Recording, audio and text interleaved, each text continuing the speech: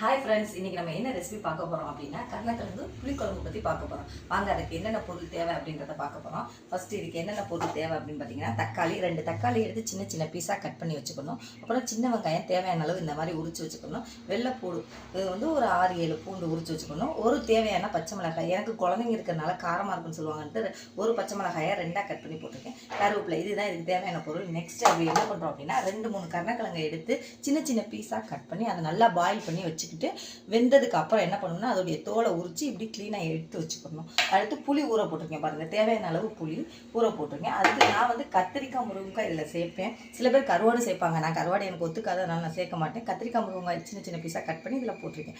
வாங்க இந்த ரெசிபி எப்படி செய்யலாம் அப்படின்றத இன்றைக்கி பார்க்க போகிறோம். இந்த ரெசிபி செய்கிறதுக்கு நம்ம பாத்திரத்தை அடுப்பில் வச்சுக்கிட்டு கேஸை பற்ற வச்சுக்கிறோம். பாத்திரம் சுடிச்சான்னு பார்க்கணும். சுட்டதுக்கப்புறம் என்ன பண்ணணும்னா தேவையான அளவு எண்ணெய் ஊற்றணும். எடுத்து வச்சுட்டு இன்னும் சுடலை பாருங்கள், இன்னும் சுடாமல் இருக்குது. சூடு நல்லா வரணும். சூடு நல்லா வந்துச்சுன்னா நம்மளுக்கு ஈஸியாக வேலை நடக்கும். சூடு நல்லா வரணும். நான் இதுக்கு வந்து நல்லெண்ணெய் யூஸ் பண்ணுறேன். நாங்கள் இதே நல்லெண்ணெய் யூஸ் பண்ணுறேன். நீங்கள் என்ன வேணாலும் சும்மா கோல்டு வின்னர் எது ஆயில் வேணாலும் யூஸ் பண்ணிக்கலாம். எனக்கு நல்லெண்ணெய் யூஸ் பண்ணுறது தான் பிடிக்கும், அதனால நான் நல்லெண்ணெய் யூஸ் பண்ணுறேன். தேவையான அளவு நல்லெண்ணெய் ஊற்றிக்கிறோம்.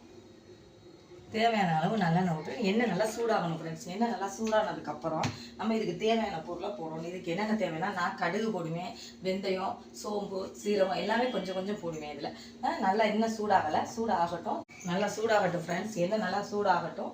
எண்ணெய் நல்லா சூடாகணும்னா கொஞ்சம் பாருங்கள், தேவையான அளவு கடுகு, இவ்வளோதான் கடுகு எடுத்துருங்க. இது தேவையான அளவு கடுகு நல்லா கொதிக்கணும். கொதிச்சு வரையில் போட்டால் படபடன்னு அந்த சவுண்டு கேட்கும். அதனால தான் நல்லா பாயில் ஆனதுக்கப்புறம் போடுறோம். நல்லா கொதிக்கட்டும். நல்லா கொதிச்சதுக்கப்புறம் தான் போடணும்.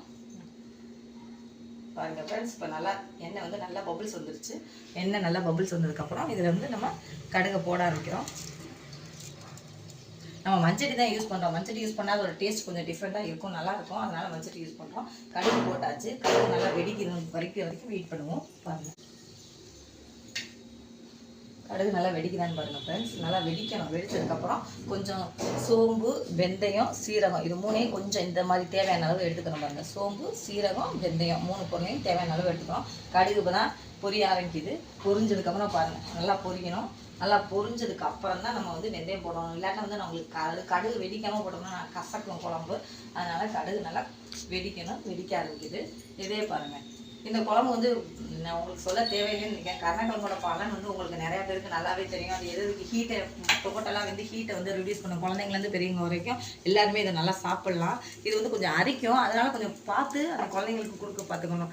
அரிக்காத கிழங்கா பார்த்து வாங்கி அதில் புளியை நிறையா சேர்த்துக்கிட்டு குழந்தைங்களுக்கு கொடுக்கணும். ஏன்னா குழந்தைங்கனால சொல்ல வேண்டியதாக இருக்குது அரிப்பு அப்படின்றதுனால. இப்போ பாருங்கள், கடுகு நல்லா வெடிக்க ஆரம்பிச்சிச்சு. வெடிக்க ஆரம்பித்தோடனே போட்டாச்சு. மற்ற சோம்பு, சீரகம் எல்லாம் போட்டாச்சு. போட்டதுக்கப்புறம் நல்லா வெடிக்குது பாருங்கள். வெடித்ததுக்கப்புறம் தேவையான அளவு பச்சை மிளகாய், கருவேப்பிலையெல்லாம் போட்டாச்சு. கருவேப்பிலை நல்லா போட்டாச்சு. கருவேப்பிலை போட்டதுக்கப்புறம் பச்சை மிளகாய் போட்டோம். பச்சை மிளகாய் போட்டு நல்லா கிண்டுறோம். கிண்டிட்டு அதுக்கப்புறம் கொஞ்சம் கொஞ்சமாக என்ன போட்டோம், நம்ம இடித்து வச்சுட்டு சின்ன வெங்காயத்தை சேர்க்கணும் பாருங்கள். சின்ன வெங்காயம் தேவையான அளவு சேர்க்கணும். சின்ன வெங்காயத்தை நல்லா கிளறாங்க. சின்ன வெங்காயம் நல்லா கிளறி வேக வைக்கலாம். நல்லா வதங்குற மாதிரி வைக்கணும். அது கூட என்ன பண்ணணும், அதை போட்ட உடனே வெள்ளைப்பூடையும் போட்டுருங்க. வெள்ளைப்பூடு போட்டு நல்லா வதங்கணும். நல்லா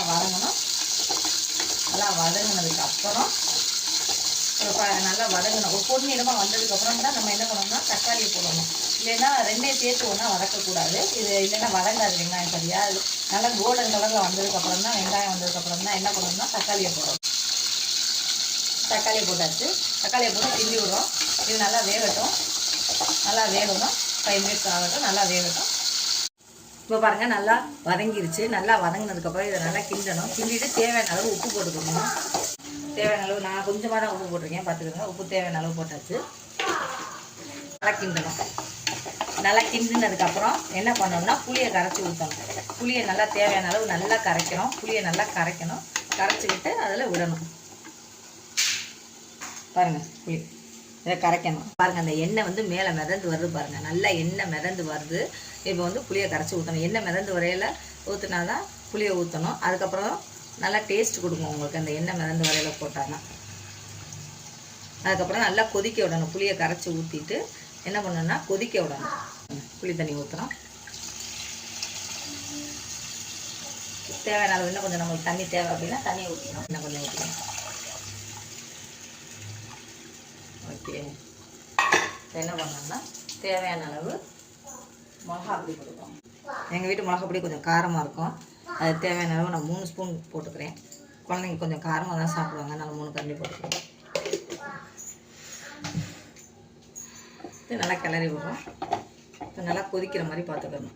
கொதிச்சதுக்கப்புறம் என்ன பண்ணணும்னா கருணக்கிழங்க ஆட் பண்ணணும். கருணக்கிழங்க, கத்திரிக்காய், முருங்கைக்காய் எல்லாம் ஆட் பண்ணி நல்லா மூடி வச்சிடணும்.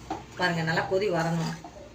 கொதி வரலான்னு பார்த்துட்டு அதுக்கப்புறம் என்ன பண்ணணும், கருணக்கிழங்க கொஞ்சம் கொஞ்சமாக ஆட் பண்ணணும். இப்போ கொதிக்கட்டும். கொதிக்கிற வரைக்கும் பார்ப்போம். நல்லா கொதிக்கட்டும். பாருங்கள், நல்லா பாயில் ஆகிடுச்சு. நல்லா சுற்றி நல்லா வந்து பப்புள்ஸ் வந்து கொதிக்க ஆரம்பிச்சிருச்சு. நல்லா கொதிச்சதுக்கப்புறம் என்ன பண்ணணும்னா கருணக்கிழங்கையும் கத்திரிக்காய் முருங்காயும் கொஞ்சம் கொஞ்சமாக சேர்க்கணும். ஃபஸ்ட்டு கத்திரிக்காய் முருங்காயை சேர்த்துக்கணும். ஏன்னா இது கொஞ்சம் இது வேகிறதுக்கு லேட் ஆகும். அது நம்ம வேக வச்சு எடுத்து வச்சதுனால அது சீக்கிரமாக வெந்துடும். இப்போ வந்து வேகிறதுக்கு இது லேட் ஆகிறதுனால கத்திரிக்காய் முருங்காயை ஃபஸ்ட்டு போட்டுரும். ஃபஸ்ட்டு போட்டு கொஞ்சம் வேகணும். கொஞ்சம் வெந்ததுக்கப்புறம் என்ன பண்ணணும்னா கத்திரிக்காய் முருங்காய் நல்லா வேகணும். இது கூட என்ன பண்ணணும்னா கருணக்கிழங்கையும் ஆட் பண்ணிடலாம். பாருங்கள், இப்போ என்ன பண்ணணும்னா கருணக்கிழங்கு கொஞ்சம் கொஞ்சமாக இதிலே ஆட் பண்ணணும். ஆட் பண்ணி அதை அப்படியே மூடி வச்சிட வேண்டியது. இங்கே பாருங்கள், கருணக்கிழங்கு போட ஆரம்பிச்சாச்சு. கருணக்கிழங்கு உள்ளே போடுறோம். பாருங்கள், உள்ளே போட்டாச்சு. கருணக்கிழங்கு உள்ளே போடுறோம். எல்லா கருணக்கிழங்கையும் உள்ளே போட்டாச்சு. இப்போ என்ன பண்ணணும் அப்படின்னா நல்லா வேகணும். இது வேகிற வரைக்கும் என்ன பண்ணணும்னா இதை லேசாக லைட்டாக கிளறி விட்டு உடச்சிடாமல் கிளறணும். கருணக்கிழங்கு உடையாமல் கிளறி விட்டு, ஏன்னா உப்பு எல்லாமே எல்லாத்துலேயும் சாரணும் அப்படின்றதுனால லைட்டாக கிளறி விட்டு இதை என்ன பண்ணணும் அப்படியே மூடி வச்சிடணும். மூடி போட்டு ஒரு 10 நிமிஷம் மூடி வச்சுட்டு அதுக்கப்புறம் ஓப்பன் பண்ணி பார்த்தா நம்மளுக்கு குழம்பு வந்து நல்லா கிடைக்கும். 10 நிமிஷம் மூடணும். வாங்க ஃப்ரெண்ட்ஸ், இப்போ 10 மினிட்ஸ்க்கு மேலே ஆயிடுச்சு. குழம்பு எப்படி இருக்குன்றதை பார்க்கலாம் வாங்க. பாருங்கள், நல்லா வெந்துருச்சு. கத்திரிக்காய் முருங்கையெல்லாம் நல்லா வெந்துருச்சு. கருணக்கிழங்கு பாருங்கள் நல்லா வந்துடுச்சு. நல்லா கிரேவி பார்த்துக்கு வந்துடுச்சு. குழம்பு கொஞ்சம் தண்ணியாக தான் இருக்கணும், கருணக்கிழங்கு புளிக்குழம்பு. இப்போ எடுத்து நம்ம சாப்பிட்லாம். தேவையான அளவு சாதத்தை போட்டு நம்மளுக்கு தேவையான அளவு குழம்பு ஊற்றி கருணக்கிழங்கை வச்சு சர்வ் பண்ணி சாப்பிட்லாம். ஓகே ஃப்ரெண்ட்ஸ், உங்களுக்கு இந்த குழம்பு ரெசிபி பிடிச்சிருந்துச்சுன்னா லைக் பண்ணுங்கள், ஷேர் பண்ணுங்கள், கமெண்ட் பண்ணுங்கள். ஓகே.